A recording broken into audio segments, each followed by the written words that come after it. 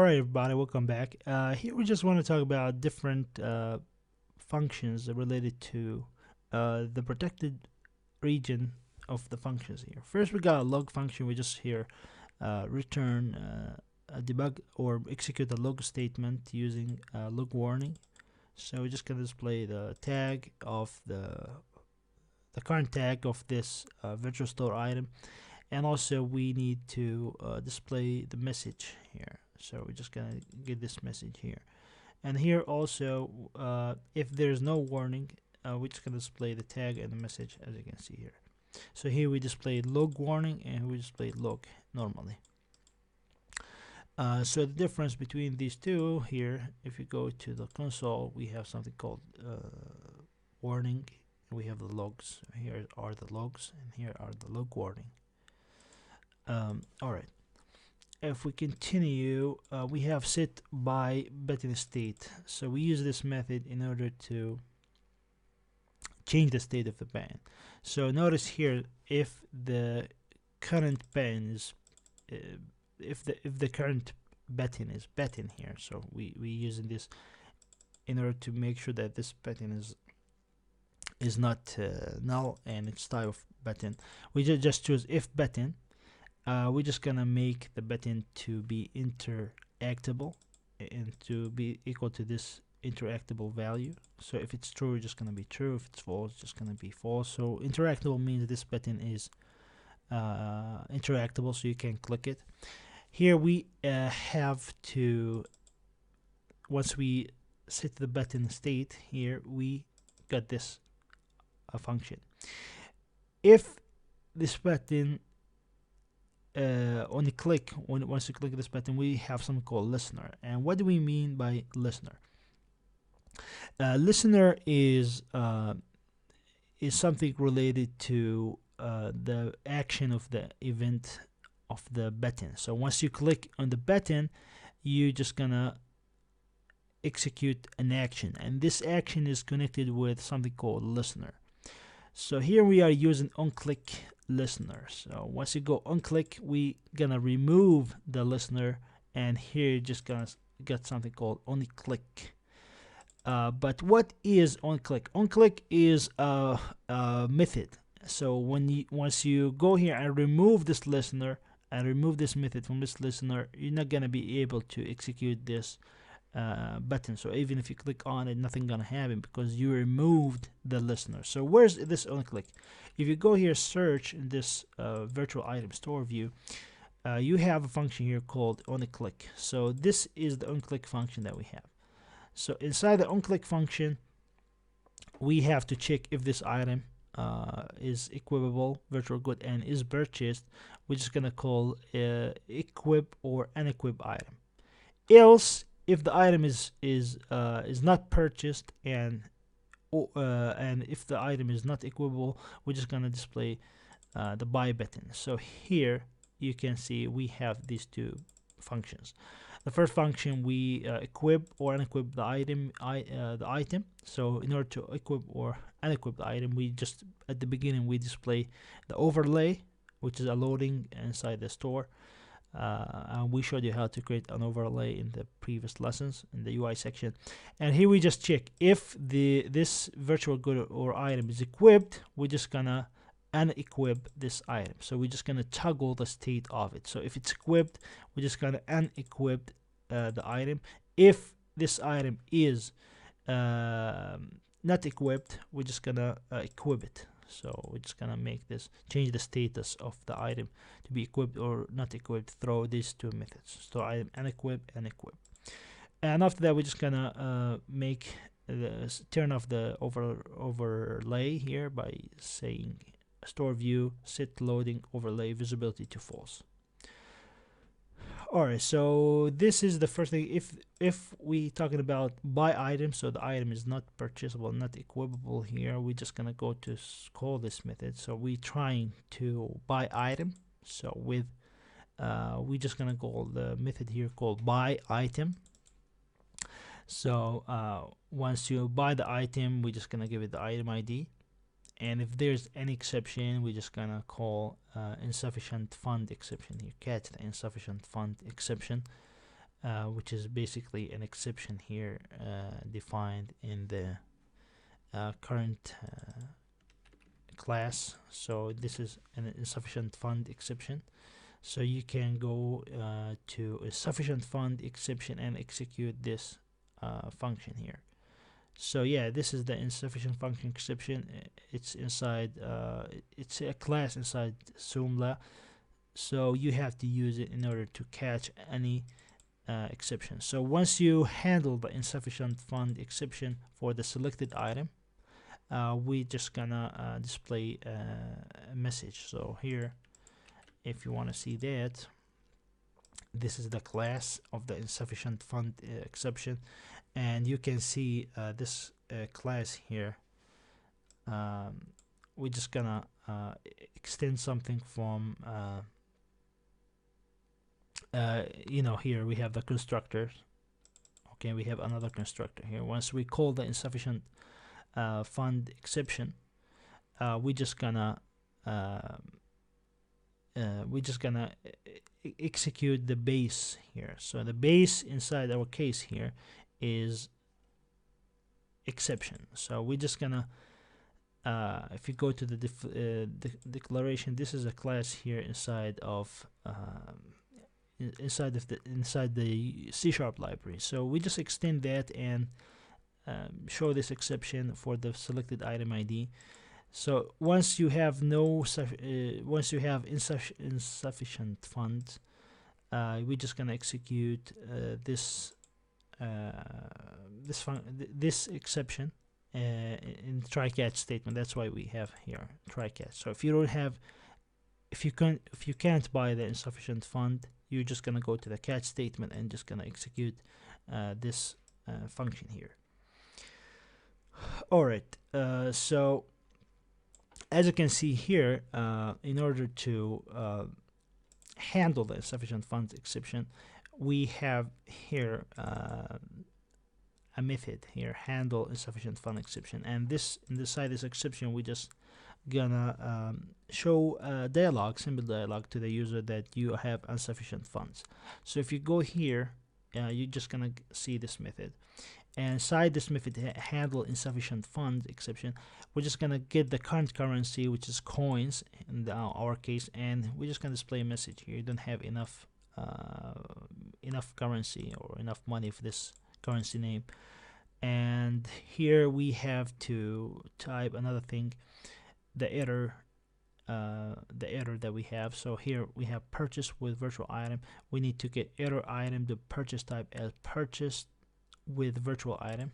So we have to say this, if this is not equal to null, we're just going to display the message. So the message here, you using string the format in order to format the message into these placeholders. So first we just display the error name, second place we're just going to display the amount, and after that we're just going to display the currency in lowercase, so to lower, in order to lowercase the currency, but you have only the current amount of balance. So we use currency to get balance of that currency in order to show the number of currencies. So that's why if you try to buy something and you don't have, you have insufficient funds, you're just gonna display this message through something called PopUp.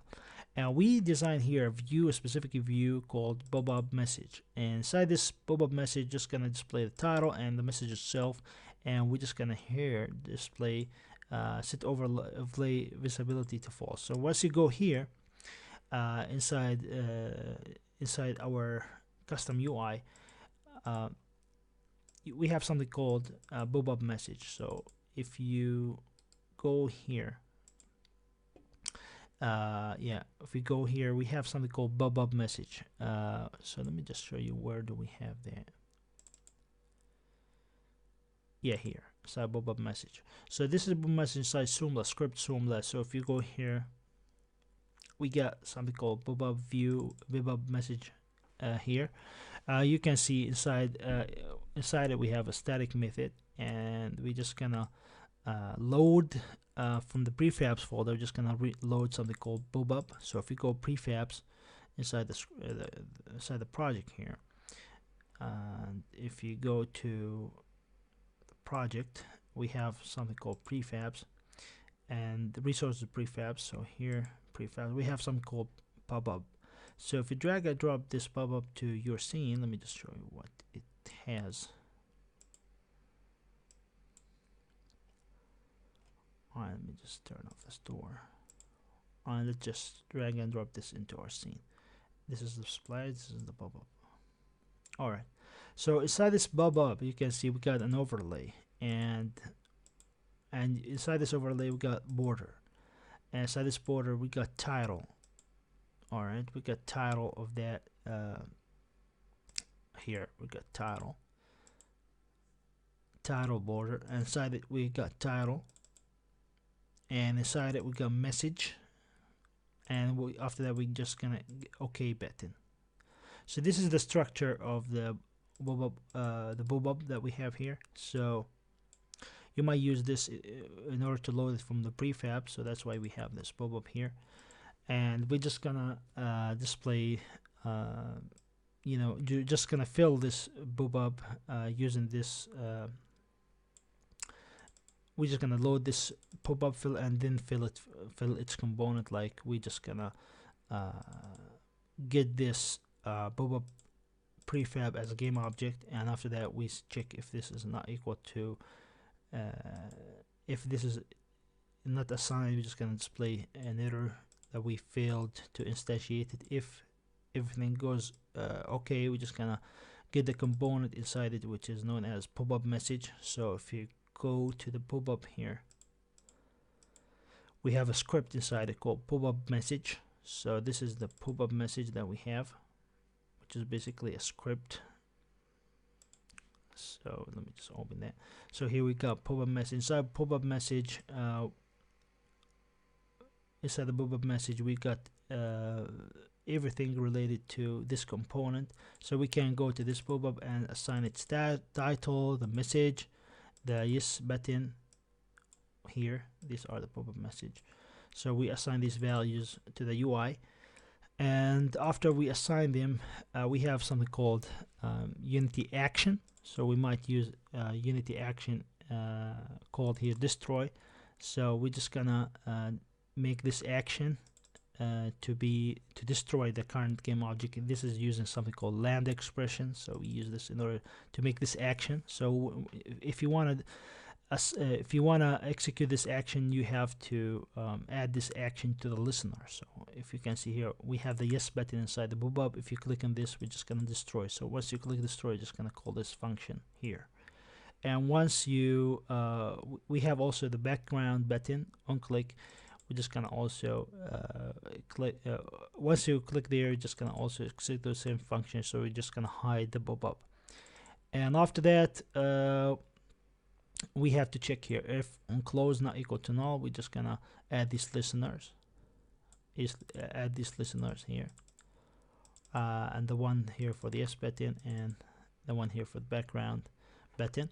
And after that, we have to add this PopUp to the canvas. So we have a method here called add to canvas, and this add to canvas method is just basically a method just gonna find the current canvas that we have inside the current scene, and after that we're just gonna add this canvas, add this PopUp to the canvas. So you could do this basically by finding the current find the current canvas and get and add the new PopUp message to it. So here you can see we go and we check here inside this method. We find the canvas, and we after we found the canvas, we check if the canvas here is find it. If I'm sorry, if the current canvas have been found, we just gonna make a rect transform for the game object here, which is the component of the PopUp message. And we're just gonna get the component of it as rect transform, and after that we're just gonna go to the rect here and set its parent to the canvas. So in order to set an object inside another object, we have to use Canvus.transform in order to set this transform, which is the pop-up inside the Canvas. So we use that, we are executing that from the code, and that's why you have to do this. So we have here to set locus scale to 1, so the same scale of the original shape to 1, so 1 1 1 1. Anchor minimum and anchor maximum, here we setting the anchor minimum to 0 and anchor maximum to 1. And here we also set the pivot to be half of the screen, so we're using vector 2.1 times 0.5, so to make it half of the canvas, in the middle of the canvas. So we're using this method. The size delta we use 0 because we don't want to resize it, so we're just gonna use the default. So that's why we're using vector 2 to 0, and the anchored position of the item is 0, so to be in the center of the screen. So that's why we're using these arguments here. So this is gonna add the pop-up message to the user and display it to the user, as we saw using this pop-up message.show. All right, this is pretty much, guys, about the functions that we got here, and this is how we change the different UI component using this method. For example, display item as sold, we're just gonna change the item color to the given color here, change the alpha of it, and we're just gonna enable the sold image to the current game object. And after that, we're just gonna set by button the main button to be false, so we're just gonna hide the main button. So I'm just gonna continue with this in more details, but I'm trying to give you better understanding here of the virtual store item. I'm just gonna continue in the next part talking about the different components here of the virtual store item. So see you in the next video, guys. Thank you for watching.